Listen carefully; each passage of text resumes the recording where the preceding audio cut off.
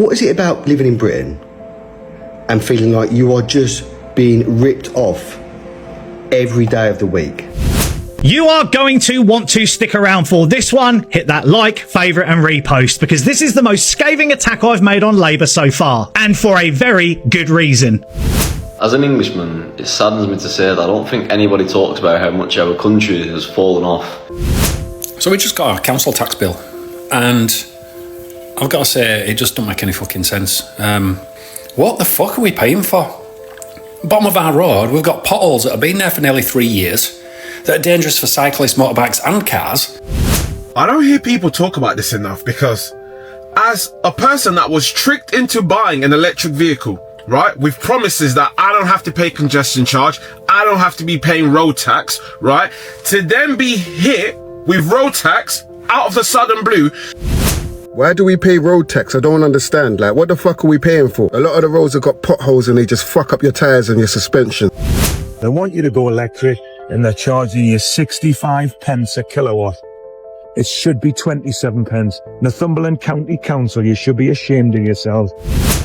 $14.99? Huh? $14.99 for 1 litre when it's $17.99 for 5 litres on Euro Car Parts Online. I despair, honestly. You're out of control. You've lost your minds. Like, 77 quid is just an outrage anyway. That is a scam, and I'm here to tell you why. They've screwed us well and truly.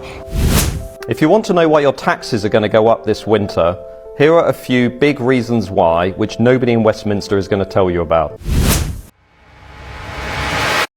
Welcome back to Broken Britain, where everything and every day feels broken, rigged, and a complete rip-off. From sky-high bills to wages that don't cover the basics, from taxes that bleed us dry to services that don't even work, the system is stacked against ordinary Brits. Nothing feels fair anymore. We're paying more, getting less, and being told to just put up with it. Today on Brit Rants, we're tearing into why daily life in the UK feels like one giant scam. If you're sick of being ripped off at every turn, hit subscribe, because this isn't just bad luck, it's by design. That is a scam, and I'm here to tell you why. If you thought that VAT was just a 20% fee that gets added to all items in the supermarket, you'd be wrong. Let's play a game of Guess the VAT. A nice warm sausage roll from Greg's, 20% VAT. But get it cold and take it home with you, suddenly it is 0% VAT. Baby clothes, 0% VAT because they are considered a necessity, and that I agree with. Now, based on that logic, a car seat for your child should also be 0% VAT. It is vital for their safety. Well, it's not. It's actually 5% VAT. Toilet roll or caviar? Which one are we paying VAT for? If you said caviar is a luxury item, surely that's where I'm paying the tax. You would be wrong. Because whilst caviar is 0% VAT, you're being taxed 20% to wipe your bum. Because toilet roll is considered a luxury item. And with that, I can conclude that. Why do we pay road tax? I don't understand. Like, what the fuck are we paying for? A lot of the roads have got potholes and they just fuck up your tyres and your suspension. A lot of the roads are closed or they got restrictions. You're always getting fines. You can't fucking park nowhere. A lot of the roads are turned into cycle lanes and the cyclists don't even use them. They just drive in the regular roads like a car. So what the fuck are we actually paying for? I don't hear people talk about this enough because as a person that was tricked into buying an electric vehicle, right, with promises that I don't have to pay congestion charge, I don't have to be paying road tax, right, to then be hit with road tax out of the sudden blue. Look, I don't get it. There are petrol vehicles who get charged less. Look at how much they are trying to charge me for road tax on an EV, right? I'm not sure if you guys can see that, but they are demanding, what, £204 for the year? I don't get that. I have an electric car. There are fueled vehicles that are paying £20 a year road tax. A Fiat 500, the road tax on that is like £25 for the year, right?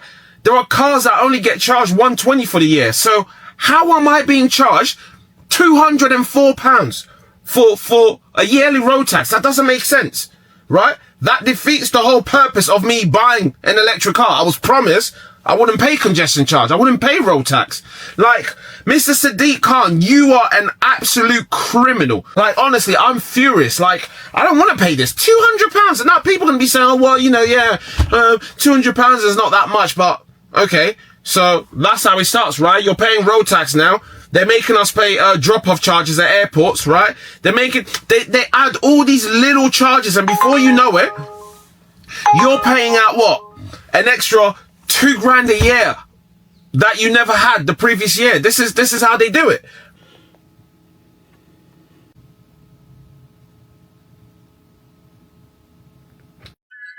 Look at this. I'm at a charging point ran by Northumberland County Council, just off the A1. They want you to go electric, and they're charging you 65 pence a kilowatt. It should be 27 pence. Northumberland County Council, you should be ashamed of yourselves. Not only that, WhatsApp, fuck on, trying to get it to connect. Emergency shutdown. Come on, guys, man, give yourselves a shake. You want people to go electric, you need more of these rapid chargers around. And don't try and rip people off with 65 pence a kilowatt. That's like about £5 a litre equivalent for petrol. Disgraceful that a government body can rip you off like that. They'd be having so much to say if a car dealer was charging prices like that. Or a roofer came along to fix your roof and he was charging you 5 times the flipping rate. Bandits that you are. As an Englishman, it saddens me to say that I don't think anybody talks about how much our country has fallen off quite significantly in the past couple of centuries. I mean, from the years of the 1800s to around the early 1900s, we had the most powerful empire in history. We literally ruled a quarter of the planet. And obviously prior to the 1800s, we had the control of pretty much the entirety of North America, which included the contemporary most powerful country in the world, which is the USA. And even when I was driving through the USA last year, and just driving through states such as Virginia, whatever, like, Virginia was named after our famous Virgin Queen, Queen Elizabeth. And just little facts like that, which kind of make you understand the significance of Great Britain, just how powerful of an island we actually was at one point in time. And to go from that to what we are now, which, let's face it, we have absolutely zero aura whatsoever on the world stage anymore. I mean, we don't have any influence at all. I mean, all we do is pretty much puppet and shadow the USA, which again, we pretty much give birth to that country, and now we just do whatever they say, and we're pretty much in their shadow. It's just, I don't think there's ever been like a more rapid decline and a country has fell off as bad as we have without people really calling it out. If you want to know why your taxes are going to go up this winter, here are a few big reasons why, which nobody in Westminster is going to tell you about. £7 billion going on importing up to 24,000 Afghans into Britain with no democratic mandate from the British people. £6 billion every year providing subsidies for social housing that is going to people who were not even born in Britain. £12 billion every year that is going on universal credit welfare payments for people who are not British, and more than half of whom are not even working.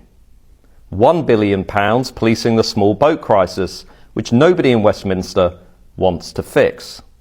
£15 billion on providing accommodation and private housing for asylum seekers and illegal migrants who are breaking our laws, and often doing so while outbidding the British people in their own housing market.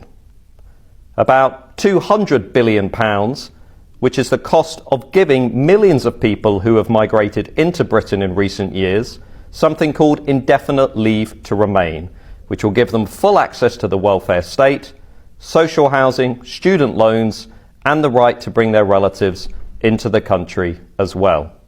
Oh, and about £150 million every year providing translation services across the National Health Service and our other public institutions, translating the English language into other languages, because we have about 1 million people in the UK who cannot even be bothered to learn our national language. That's why your taxes will be going up this winter. Not the only reason, but a very big reason. Nobody in Westminster will tell you this. I'll tell you it, because every day I write a newsletter, mattgoodwin.org, where we tell people the truth. Bye-bye. You think you can survive in London on £35,000 a year salary? Well, let's break it down. After tax, that's about £2,200 a month. Well, this is zone 5, and to rent a flat here, a one-bedroom flat, is about £1,600 plus your bills. So that's not going to leave you with much. If you're commuting into London, that's another £180 a month. Ouch. Groceries, £300 a month. And unless you want to be naked, that's another £100 a month. And God forbid you want to have a coffee, well, that's £60 a month. The cost of living in London is absolutely insane. I'm very happy in my flat, but sometimes I just keep an eye out to see if anything else is on the market. I went on Rightmove to see what's available in East London, and this is what I found. £3,767 to live next to Westfield, Stratford. And before you say, oh no, this is like a 3-bed, 4-bed. That is a 2-bedroom flat. Now don't get me wrong, the picture's stunning. So pretty. It has a pool, has all these other amenities, but nearly 4,000 British pounds a month to live next to Westfield. You could not pay me to do that. When I am stressed like that, my accent comes out. It's about 900 square feet. And when I tell you that my flat right now is bigger than this, and we have 2 beds and 2 baths, and we don't pay anywhere near this much. But honestly, that's why we didn't move, because I was like, I'm not paying more to live in a worse flat. So if you're someone in London looking for a place to live, best of luck to you. All right, British Airways, I've got a new bone to pick with you. I am taking a long-haul flight with 2 of my friends on Thursday, and we want to try and sit together. We're not all on the same booking. We've all booked independently of one another. So we were thinking, like, how do we make it so we all sit together, right? And we were looking at the choose your seat thing, and personally, I refuse to pay £77 to reserve a seat, because that is an absolutely obscene amount of money to charge for just choosing a seat on a flight, which I've already paid 500 and something quid for. So we decided, there's 3 of us, we'd split the cost of a middle seat, right? So one of my friends booked the middle seat, and we'd each give him 25 quid. So that's what we did. He booked the middle seat. Look what then shows up when I look at the availability. They make the window seat next to the middle seat not available to panic you into thinking someone else has booked the row that you're effectively trying to put people off booking. So I got him to change it. He moved it to the row behind. BA, like, you're just a disgrace. You're trying to panic people, maybe families or whatever, who want to book a middle seat so that they can try and secure the rest of the row for free when check-in opens tomorrow, because that is how it works. When check-in opens, you can book your seat for free. I despair, honestly. You're out of control. You've lost your minds. Like, 77 quid is just an outrage anyway, but then just using like underhand tactics like this to try and panic people into booking seats themselves when they don't need to, go away. I told you so. I only said this over a week ago. The state pension is becoming unaffordable, and here we are. Future pensioners to be worse off, says the government. Today they announced a review into the state pension age. It's due to rise to 68, but they're going to review that. It is worth noting that this is done every 6 years, but yeah, here we are again. Now, the first reason it's so unaffordable is because we're starting to have an aging population. Current pensioners are actually paid their pension by current taxpayers. It's a common misconception that you pay into this mythical pot. Another problem we have with that is that we have falling birth rates at the moment in the UK. So as a result, you're going to have more people needing a state pension, but less people paying for it at the time. And that's why we're seeing headlines like this. What do I think is going to happen? Well, I think either they're going to raise the state pension age again, or they're going to make it a means-tested benefit. To combat this, I'm paying into my own pension, but I also personally invest into a stocks and shares ISA as well. Must admit, this stat here terrifies me.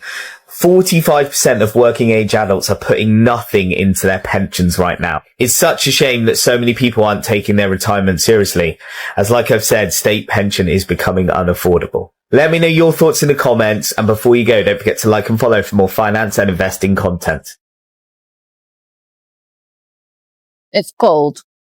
So we all know this experience well. I'm buying an item from Greggs and it's cold. So why do Greggs let their hot pastries go cold? And why won't they heat them up? Join me to investigate. Can I get a vegan sausage roll? That's fine, but it's cold. It's out there. Or can you heat it up? Nah, we're not allowed to. Oh, why not? I'm not sure, to be honest. Oh, you don't know? Okay, yeah, that's fine. So what's the real story? It's got a lot to do with the UK tax system. All consumer prices have to be quoted gross, meaning that the tax is hidden. Takeaway food is zero rated, but only if it's served cold. Eat in and you pay VAT. Get the sandwich toasted and you pay VAT whether you eat it inside or even if you take it away. At fast food places, the food is served hot, so you do have to pay VAT. Unless you order cold food, like a milkshake or a salad, then you don't pay VAT.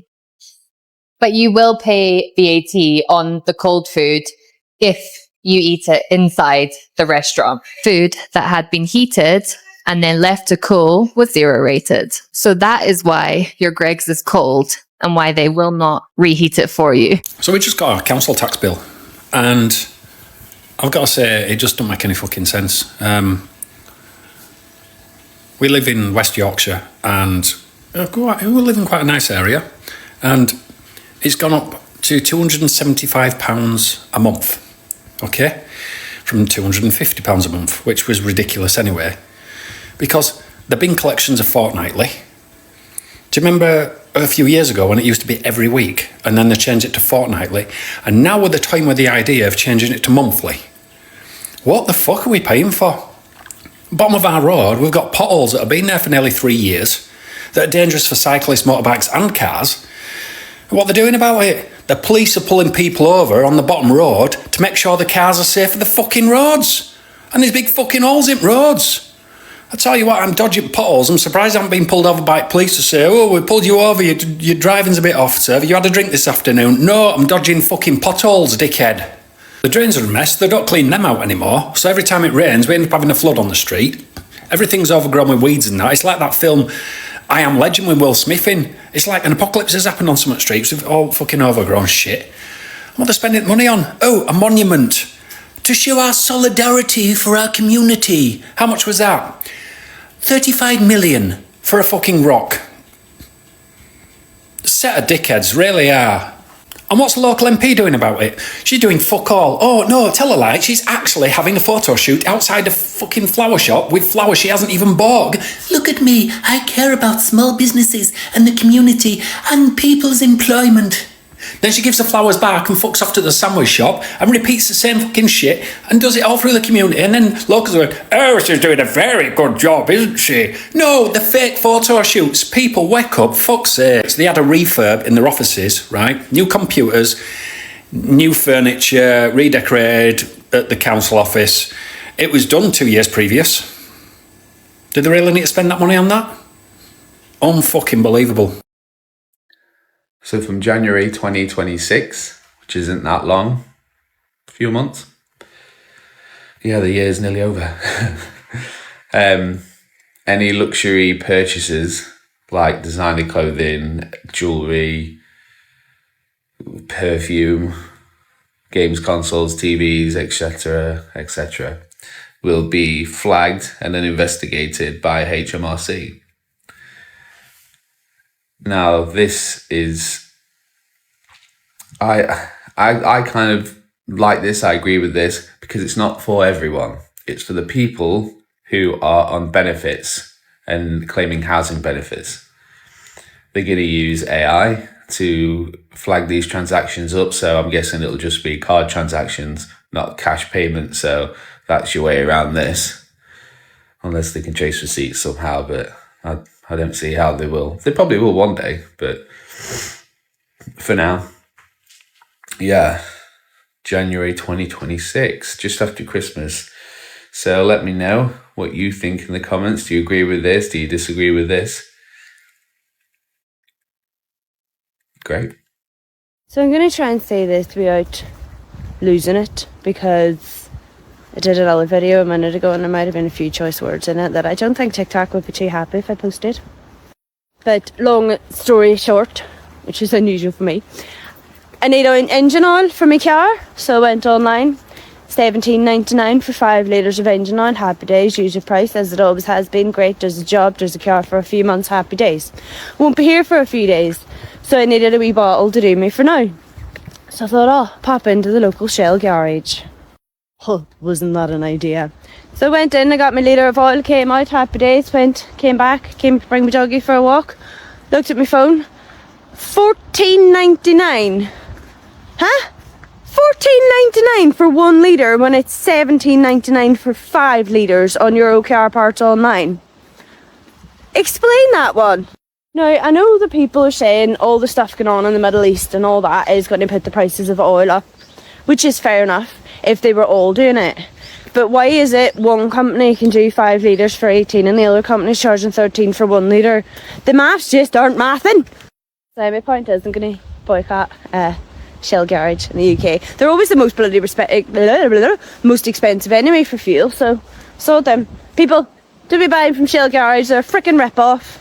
Anyway, happy Tuesday. Look, there's a lake behind me and you can't see, can you?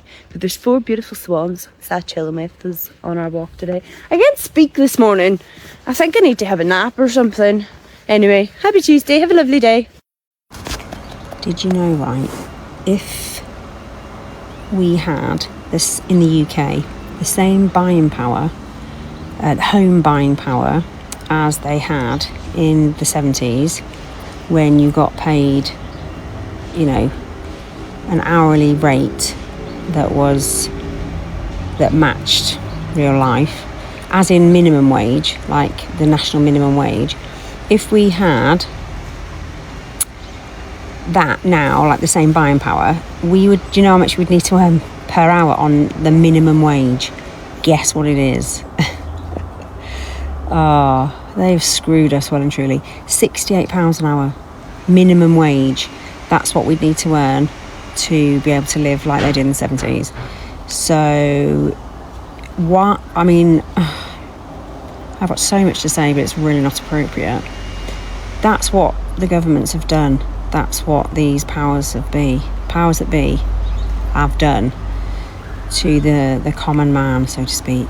£68 an hour on minimum wage you'd have to earn to be able to comfortably buy a house like you could in the 70s.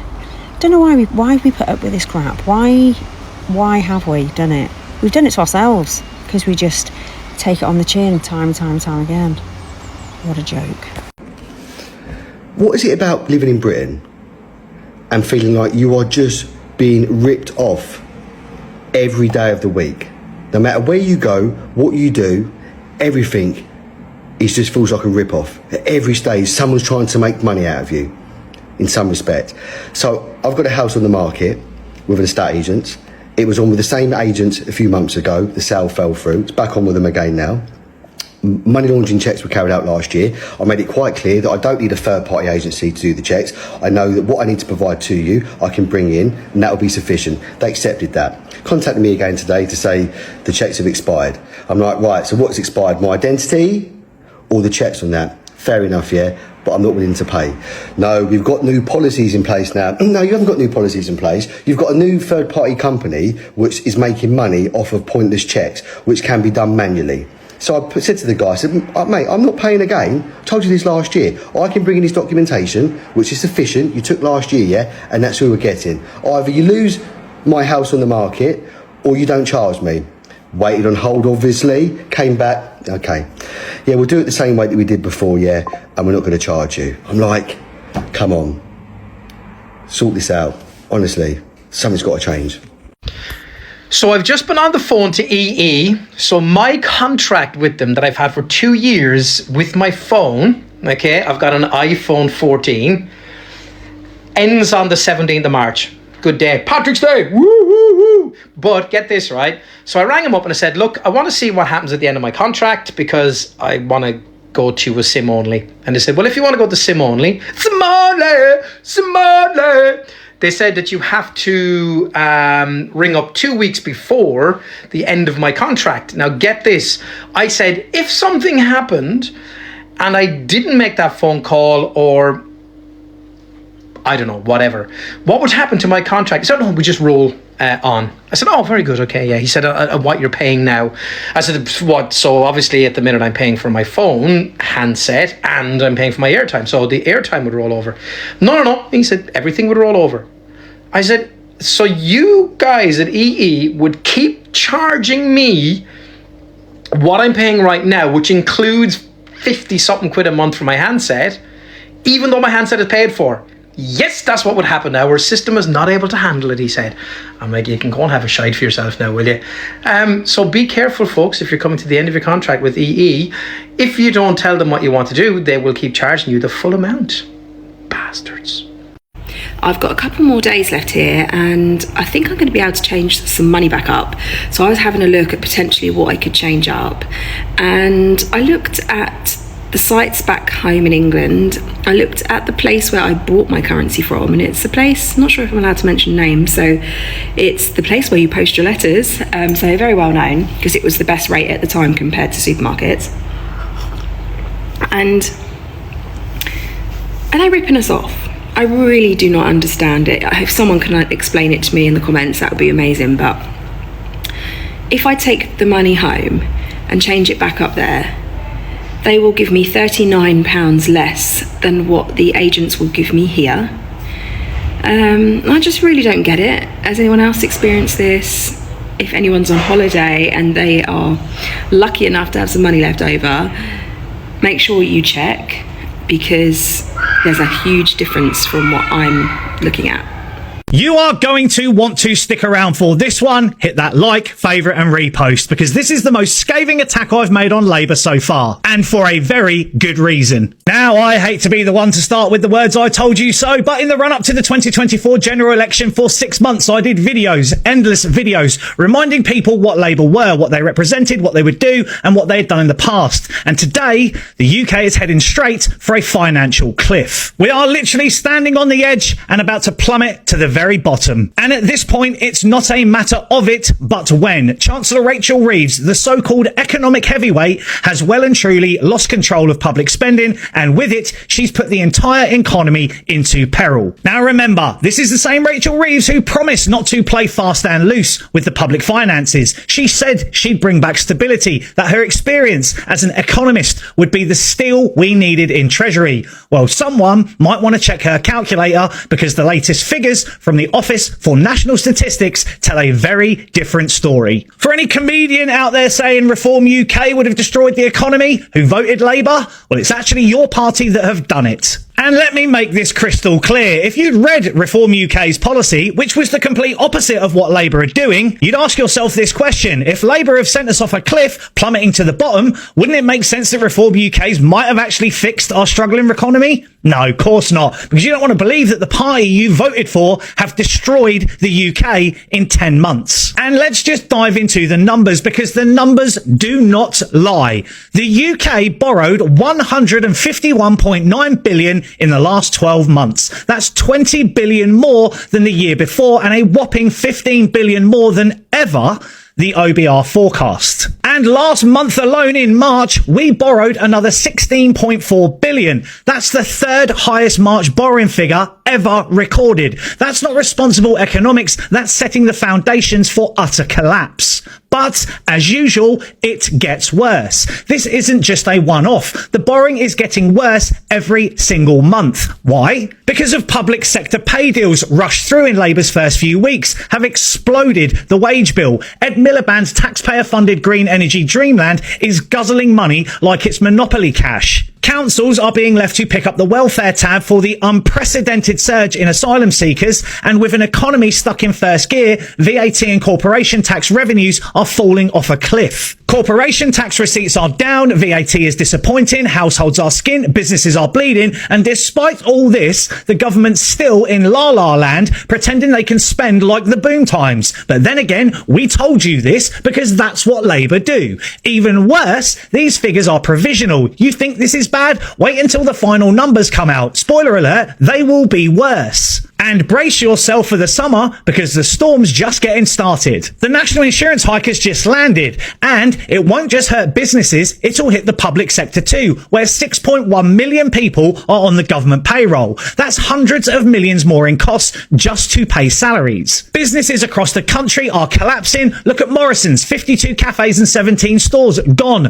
Multiply that by every other struggling business and you start to see the scale of this problem. And then we have to look at what the borrowing to GDP ratio is now. 5.3% last year, and that was without a crisis. That's not normal. That's not stable. That's utterly insane. And heading into autumn, expected to hit 6% or more. Reeves has announced welfare cuts that won't materialise and fake savings that are pure PR spin. She's ruled out tax rises, but let's face it, there's nothing left to tax in this exhausted economy. Well, that's not actually entirely true, is it? Because there are three things they can tax: VAT, national insurance, and income tax. And who's going to front that bill? You are. And believe me, it won't be some slight increase to offset this deficit, interest payments and our national debt. It will be catastrophic. But hey, all the Labour voters sat there championing that the adults were now in charge. What they did was gave 100 billion to a bunch of kids and sent them into the sweet shop. Morons. And all the while, her ministers are carrying on like it's a blank check world.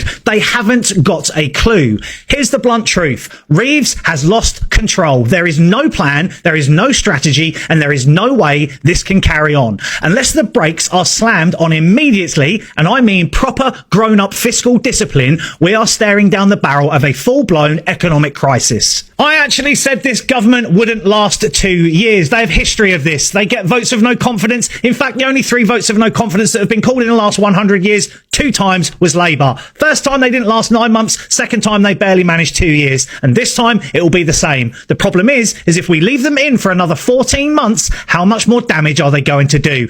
God help us if they're still in by 2029. And when it hits, don't say nobody warned you, because we did prior to this general election, but you wanted Labour in to get the Tories out. Well done. The UK tax system. It's despicable, really, to be quite honest with you.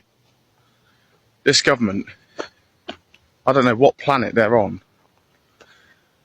but they're taking it out on the wrong people. And it's an escalating ladder as well. Let's start with inheritance tax. Well, we all know what that is, and if you don't, it's basically if you inherit something, like a property or something like that, then you're eligible for tax. Don't these people work their whole life, their whole entire life, being taxed, only to then get taxed again by this vile government? It's an absolute disgrace. Why should people have to pay more tax for the mistakes of our government, or for the misuse of money that our government decide to do? As far as the British people are aware, we haven't authorised billions of pounds to be sent towards other countries over our own country. We haven't authorised these things, yet we're suffering as a consequence of it. Under this government, now they obviously inherited something from the other government of 40 billion black hole, apparently. They were complaining about the black hole, right? Well, the Labour Party have borrowed exactly that same amount. So that's a double black hole, in my opinion.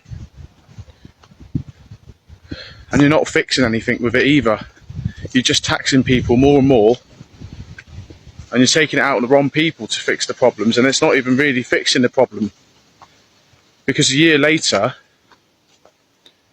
fuck all's changed. Nothing's changed. We're still here. I'm still paying more money for my food and all this sort of stuff. Everything's more expensive because of your inheritance tax, because farmers are going to be starting to put up the prices for us, for the people at the bottom. So as I said, it's an escalating ladder. And not to mention carers allowance, stuff like that, you know, when people need care. What do they have? Someone walking in their house with a clipboard saying what their property's worth and all this stuff and what their assets are worth. How much money can we get from this person? It's vile. This whole government's vile. And I don't understand why anybody would support it. They go inside someone's house, right? They just say, oh, we're just going to take as much as we can from you. Even though you've paid tax all your life and you've worked really hard. Some people grafting 6-7 days a week. And then they just get someone knocking on their door when they're like 60 years old saying we want to take your money. And furthermore, that's not enough because we want a bit of your pension as well, a bit more of that. Oh yeah, we want a bit of that. It's beyond me how these cronies get away with this. And the incentive to work, as I said, is becoming very slim. Migration, big problem. In the 10 years that I've started working, and I love working usually, 2016, loved it, enjoyed it. It was all right. But now the amount of full-time jobs available have become reduced. The amount of part-time jobs have increased. And many businesses since then have closed down. All because the government have put the rent prices up of buildings and councils have put up the prices of the retail high street businesses to the point where they cannot even open a business without making a loss. And it becoming too expensive and unfeasible. Why don't these people reverse these measures if this takes place? We'd have more high street shops and we'd have more money actually going in. And we probably could reduce the amount of tax that people pay because there'd be more people paying it, so we'd be getting the money we needed without having it so high. But it's only going to get worse, guys, because everything's going to keep shutting down. They're going to be making irresponsible decisions of spending billions of pounds in other countries over our own. And I'm not saying to cut foreign aid, I'm just saying to cut it by half or something. Because at the end of the day, we shouldn't be suffering as badly as we are.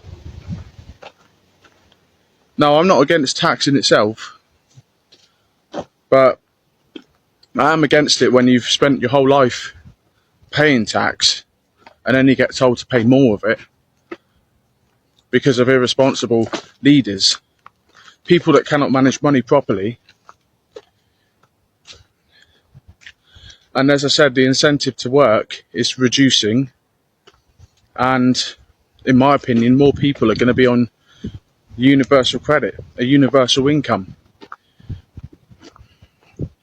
You know, it all sounds good not working, and I guess it would be good if we had a good amount of money, but if we all had a fixed amount of money, there'll be a divide again, more divide, because some people will still be able to work, some people won't be working. You know, there's essential jobs like the NHS and stuff. A lot of that's moving to AI, but there'll still be necessary need for surgeons and doctors for some time, if not for forever. But not everyone can be one of those. So the ones that can't be those, everything moves online to AI, and then everyone's going to be on a universal income. It's only going to get worse. And then, once that happens, there'll be less tax to take from everybody, because nobody will be working. So it all sounds good when everything's working and everyone getting taxed, but when jobs are starting to collapse, you start getting less tax, but then increasing the tax threshold and increasing the amount you're asking people to give you because you've made irresponsible decisions by taxing businesses, which have made them collapse, which then escalates to the point where then you want to take more money from us. Why don't you fix the problem and realise why these businesses are collapsing? Why don't you pull back some of these measures, like putting up the prices of rent rates and stuff like that? Why don't you pull them back on them, on those things? Maybe we'd have more high street shops and more people, you know, producing money for the economy. But no, they just want to destroy every business This is what happened during the pandemic. They wanted to destroy every business, the middle class. They hate the middle class. Basically, the government hate the middle class, and they want to take out the businesses. So then it just means that people that work for some businesses that are left get taxed more. The management of money is an absolute disgrace. It's an absolute joke. And the government should reverse on these policies. So that's what I got to say. Plus also the amount of money that food costs, which I said earlier, is only going to increase because the farmers are going to put up the prices because they're getting taxed more. So it ain't going to work because you ain't going to beat the farmers. All you're going to do is really potentially close farms down, because the people that get the inheritance tax are going to see no incentive or motivation to even, have a farm in the first place. So if you keep on this road, we're just going to have a real problem with food and wheat and beef and everything. We'll have a major problem, I reckon, and if this keeps on the same trajectory, because it all works for a time, but then when everything starts collapsing, there becomes less and less incentive and less motive to open up businesses, and less businesses will exist, and then you're truly screwed. So the government, I think, needs to reverse this whole thing, and they're also taking it out on the wrong people. They're taking it out on the people that claim benefits and stuff, which to a degree I agree with. The hotels and that are expensive and stupid, and I don't know who came up with that. Some guy that obviously doesn't know anything about money and had no balls to actually stop the boats and stop this problem going on. It's all good being hospitable, but when you've got British people that are wanting to do more things, and when we've got us lot suffering, and we've got homeless people on the streets and veterans on the streets, you ought to look after those people first before helping others. So I'm not against helping other people, but you've most definitely got to help your own people first. As selfish as that sounds, it's just like any other country. And Zaya Youssef and Nigel Farage say this properly, and all of their guys, the Reform UK, say that all well and good enough, because that's what should have happened in the first place. But we had leaders that didn't have the balls to actually stand up. And then they're just taxing the wrong people. So anyway, I'm going on a bit here.